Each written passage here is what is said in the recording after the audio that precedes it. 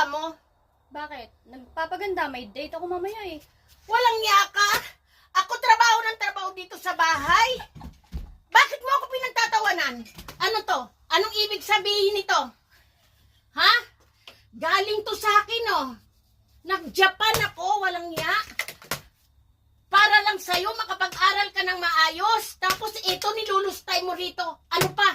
Ano pa ang meron? Sabihin mo sa akin. Lahat tinikman ko sa Japan. Maliit, malaki.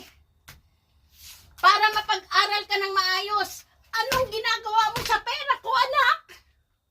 Ano? Anong ibig sabihin nito?